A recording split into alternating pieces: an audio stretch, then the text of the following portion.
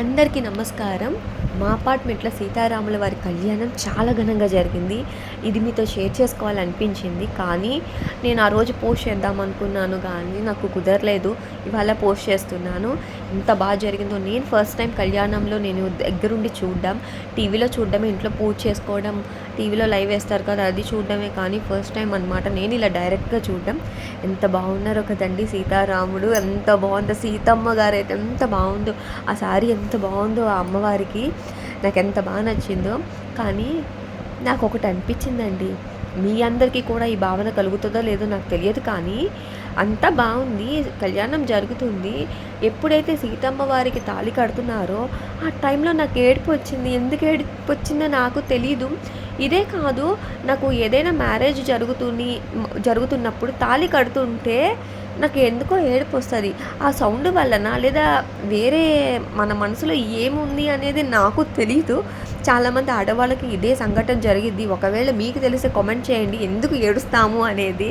దీంట్లో చాలా కారణాలు ఉండొచ్చు, మరి నాకేమనిపించిందో నాకు తెలియదు, కానీ తాళి కడుతుంటే మాత్రం నాకు ఏడుపు వచ్చేసింది సీరియస్లీ. సో ఎనీవే, కళ్యాణం అయితే చాలా బాగా జరిగింది. ఇక్కడ అన్ని పద్ధతుల ప్రకారం అయితే చేశారు. మనం సీతారాముల వారిని అయితే ఒక ఇన్స్పిరేషన్గా తీసుకోవచ్చండి. వాళ్ళు ఎన్నో ఎన్నో ఎన్నో కష్టాలు పడ్డారు. అన్ని కష్టాలు కూడా లోక కళ్యాణం కోసమే. అలాగే మన లైఫ్లో కూడా మనం ప్రతి ఒక్కళ్ళు కూడా ప్రాబ్లమ్స్ ఫేస్ చేస్తూనే ఉంటాం. సో ఆ ప్రాబ్లమ్స్ ఫేస్ చేసిన తర్వాత మనకి కూడా డెఫినెట్గా మంచి జరుగుతుంది.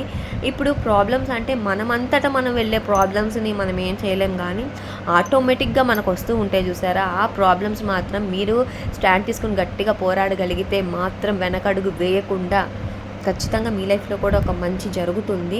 ప్లీజ్ ప్రాబ్లమ్స్ మాత్రం కొన్ని తెచ్చుకోకండి. చాలామంది చేసే పొరపాట్లు ఏంటంటే నోటి దూల. ఆ నోటి దూల వలన మనం చాలా ప్రాబ్లమ్స్ని మనం కొని తెచ్చుకుంటాము.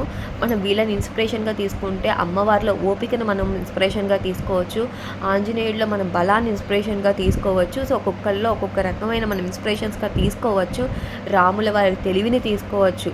లక్ష్మణుడు రాముడికి ఎంత హెల్ప్గా ఉన్నారు దాన్ని మనం తీసుకోవచ్చు. సో వీళ్ళందరి నుంచి కూడా మనం ఒక మంచి విషయాలే నేర్చుకోవచ్చు. అందరు బాగుండాలి.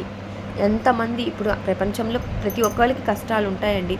మీరందరూ కూడా నా సబ్స్క్రైబర్స్ అవ్వనివ్వకపోండి, అందరూ కూడా అందరి లైఫ్లో ఒక మంచి జరగాలని అయితే నేను కోరుకున్నాను. ఇంకా ఫుడ్ టైం అయింది, చక్కగా భోజనం చేసేసి మేము పైకి వెళ్ళి రెస్ట్ తీసుకున్నాము ఇంటికి వెళ్ళిపోయి.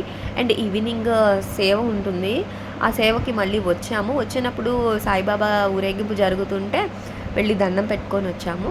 మార్నింగ్ ఎవరైతే కళ్యాణం చేశారో వాళ్ళందరికీ మళ్ళీ ఈవినింగ్ పూజ ఉంటుంది, చిన్న చిన్న గేమ్స్ కూడా ఉంటాయి అని చెప్పారు. మరి దీన్ని ఏమంటారో నాకు తెలీదు, మీకు ఏమైనా తెలిస్తే కామెంట్ చేయండి. పూజ అయిపోయింది. పూజ అయిన తర్వాతన శ్రీరాముడిని అండ్ సీతమ్మ వారిని ఉయ్యాల వేసి ఊపాలి అని చెప్పారు పంతులు గారు. ఇంకా అందరూ డెకరేషన్ చేసేసి ఉయ్యాలకి అమ్మవారినిను సీతమ్మ వారినిను రాముల వారిని తీసుకొచ్చి ఉయ్యాల వేశారు. ఒక్కొక్కళ్ళు ఉయ్యాలని ఊపుతూ ఉన్నారు. ఇంకా నేను మా అమ్మ కూడా వెళ్ళాము. అసలు నాకు ఎంత సంతోషం అనిపించిందో ఇప్పుడు నేను చెప్పే మాటల్లో కూడా మీకు అర్థమవుతూ ఉండొచ్చు. నాకు ఎంత సంతోషం అనిపించింది అంటే నిజంగా మనం వాళ్ళని చూడలేం, కానీ ఇక నాకు నిజంగా వాళ్ళు ఉన్నట్టు ఫీల్ అయ్యాను నేను. అండ్ ఈ కార్యక్రమం అంతా అయిపోయి పిల్లలు చూడండి ఎంతో కష్టపడుతున్నారో పాపం, అందరికీ వాళ్ళే వడ్డిచ్చారు. ఈ వీడియో మీకు నచ్చితే లైక్ చేయండి, షేర్ చేయండి, కామెంట్ చేయండి, సబ్స్క్రైబ్ మై ఛానల్.